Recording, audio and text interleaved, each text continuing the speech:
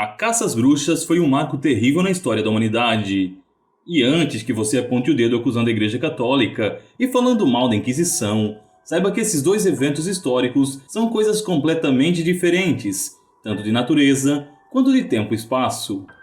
Primeiro, antes de mais nada, vamos esclarecer o que era de fato uma Inquisição. Dentro da historiografia, esse termo é usado para se referir a qualquer tribunal medieval, seja ele de natureza civil, militar ou religiosa. Assim, como hoje temos nossas cortes judiciárias, que abrangem várias áreas do direito, na Idade Média existiam muitas inquisições com jurisdições, poderes e limites diferenciados. Nunca houve uma Santa Inquisição propriamente dita, nome criado posteriormente, mais para fins comerciais e propagandísticos do que científicos. O órgão do Vaticano instituído para averiguar e controlar em última instância os julgamentos locais se chamava Santo Ofício e foi concebido para que se evitasse os frequentes abusos que vinham sendo cometidos. Não me leve a mal, não estou dizendo que não ocorreram erros, e a própria necessidade de uma investigação por parte da autoridade central já demonstra isso. Mas falar de Santa Inquisição como prática unificada é o mesmo que no futuro distante algum historiador afirmar que no Brasil existiu o Santo Tribunal para se referir aos mandos e desmandos do nosso complexo sistema judiciário. Esclarecimentos à parte, a caça às bruxas foi um fenômeno moderno que surgiu no fim da Idade Média e se estendeu por boa parte da Idade Moderna, convivendo lado a lado com a Renascença e o Iluminismo tão querido por alguns. Outra característica é que atingiu muito mais os países do norte, como Inglaterra, Suécia, Dinamarca, Holanda, a maioria de natureza protestante. Talvez isso se deva pelo caráter experimental da teologia nascente nessas regiões e por essas correntes religiosas serem novas o suficiente para comportar práticas condenáveis e outros novos conceitos. De qualquer forma, a caça às bruxas foi um fenômeno típico de regiões interioranas, onde a seca, o ataque de feras ao gado e a disseminação de doenças ganhavam facilmente uma coloração de castigo divino ou investida demoníaca. Tudo começou na Inglaterra, quando ataques de psicopatas e assassinos passaram a ser explicados pela ótica da possessão. Imagine você, como morador de uma vila, se deparando com a carnificina provocada por algum serial killer naquela época.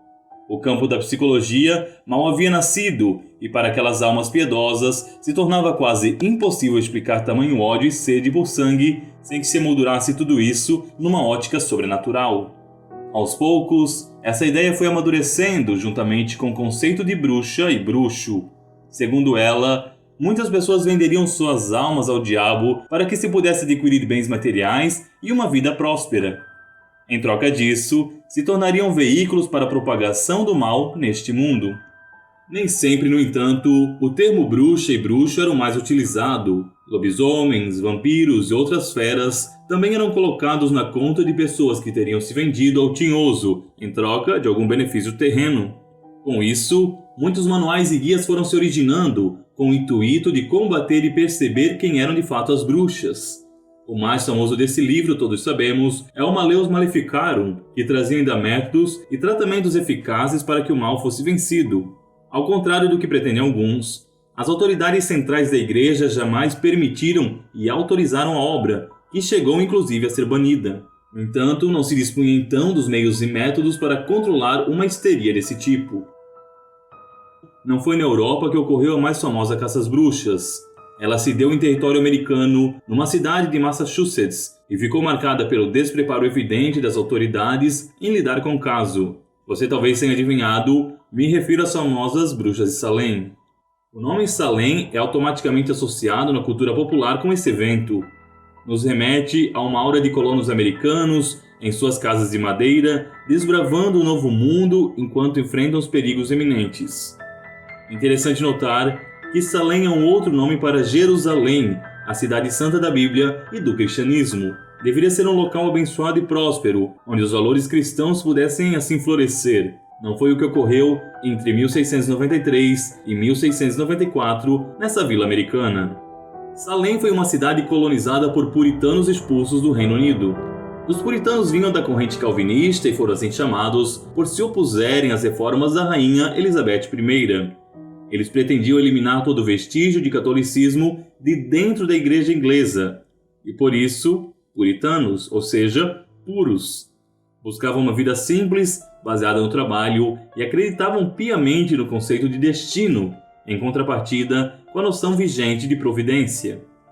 Essa ideia se enraizou na cultura americana a ponto de se condensar no conceito de que os Estados Unidos estão predestinados por Deus a serem um farol de luz na humanidade.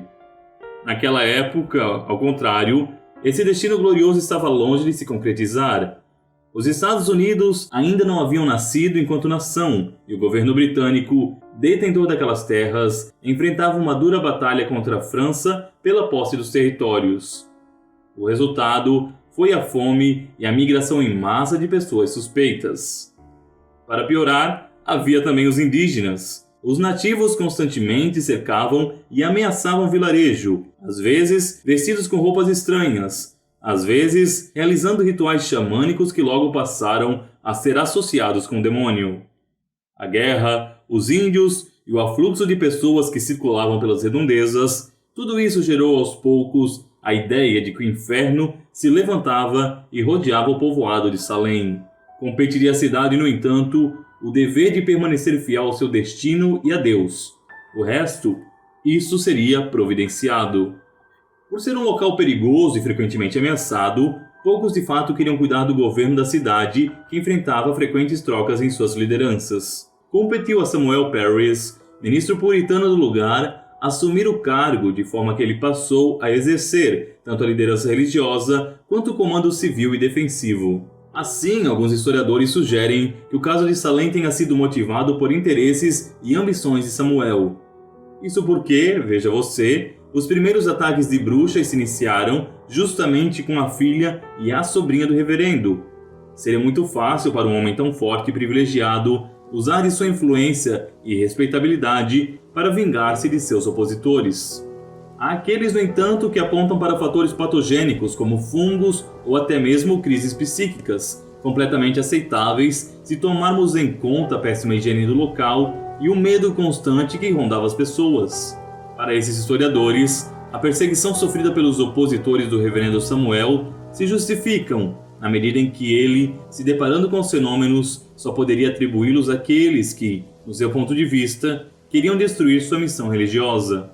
Seja como for, em fevereiro de 1692, foi quando Betty Parris e Abigail Williams começaram a desenvolver os estranhos sintomas. Convulsões, gritos e grunhidos, crises nervosas. As meninas também rastejavam e se mantinham em poses estranhas e frequentemente urravam reclamando de picadas e alfinetadas invisíveis. Parris chamou William Griggs, médico da cidade, juntamente com o reverendo John Rayleigh, que era responsável pela vila próxima. Depois de ambos examinarem atentamente as vítimas, chegaram à conclusão de que não existiam causas naturais possíveis para os eventos. Eram, de fato, atos demoníacos perpetrados por bruxas do vilarejo, mulheres que haviam vendido suas almas para Satanás. Isso foi o estupim para a crise. Dezenas de relatos passaram a aparecer em toda a região, com pessoas rapidamente desenvolvendo sintomas semelhantes aos das meninas.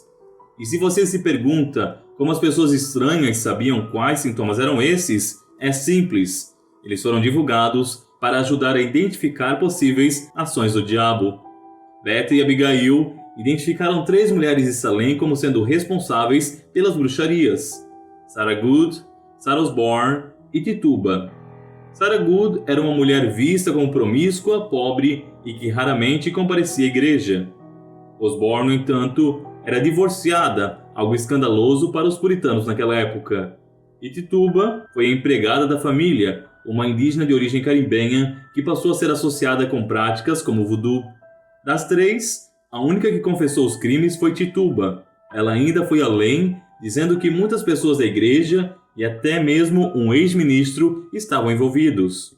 Não se sabe seu paradeiro nem o que ocorreu com ela, mas alguns defendem que ela tenha sido libertada e escapado da cidade, não sem uma boa recompensa por parte dos interessados no processo. As próximas vítimas foram Martha Corey e Rebecca Nurse. Suspeitas foram levantadas porque ambas, apesar de serem membros frequentes e piedosas da comunidade, haviam duvidado dos relatos das meninas e levantado suspeitas quanto ao reverendo Parris. Com isso, passaram a ser questionadas e acabaram também condenadas depois de indiciadas pelas garotas.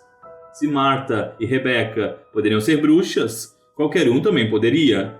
Isso aumentou a histeria da cidade e os meses que se seguiram foram um verdadeiro inferno. Centenas de pessoas foram levadas a julgamento e torturadas, com muitas delas condenadas e com outras tantas morrendo em decorrência dos maus tratos. Logo, a prática hedionda de se dedurar os próprios vizinhos e os familiares se tornou recorrente e rotineira em Salem. Até mesmo os sonhos eram levados em consideração nas acusações, mas pararam de ser usados como prova quando a esposa de um dos juízes responsáveis foi acusada de ser bruxa dessa forma. O mais incrível e bárbaro é que os julgamentos não eram executados apenas num nível local, mas sim um respaldo do que numa época equivaleria à Suprema Corte de Massachusetts, com o procurador real e o vice-governador participando ativamente dos acontecimentos. Além dos tradicionais enforcamentos, houveram também as queimas dos condenados, no que se acreditava ser uma medida para purificá-los do pecado. Outros, no entanto, morreram durante as torturas, como foi um caso de um respeitado senhor que teve pedras colocadas sobre ele até que a própria caixa torácica cedesse. Com o tempo, essas acusações foram cessando e a opinião pública se voltou contra os acusadores, na mesma medida em que as notícias iam se espalhando pelo país inteiro. Provas escassas, direito de defesa tolhido e torturas medievais iam contra os princípios de liberdade que muitos enxergavam que poderiam encontrar na América. Com isso, o próprio reverendo Parris e os juízes envolvidos foram obrigados a admitir que erraram, impulsionados pela histeria local. Os tribunais soltaram as vítimas que ainda estavam presas e concederam perdão para aqueles que haviam sido condenados e executados. Não que isso pudesse ressuscitar nenhum deles. O caso ficou marcado na história americana e continua a ser explorado pela mídia e pelo turismo até os dias de hoje. Muitos vão a Salem, onde dizem encontrar assombrações das vítimas e dos envolvidos. A estética da bruxa ronda o lugar e gera certo lucro para os moradores atuais que se aproveitam de tudo. Seja como for, nenhum filme de Hollywood, nenhuma loja de souvenir poderá apagar do registro do tempo todos os horrores que foram perpetrados naquela que era para ser, na verdade, uma nova Jerusalém. E você sabia disso tudo? Não? Se gostou, deixe sua curtida e se inscreva no nosso canal. Também comente, pois sua ajuda é fundamental para que o algoritmo do YouTube reconheça o nosso trabalho. E até mais, se Deus assim quiser.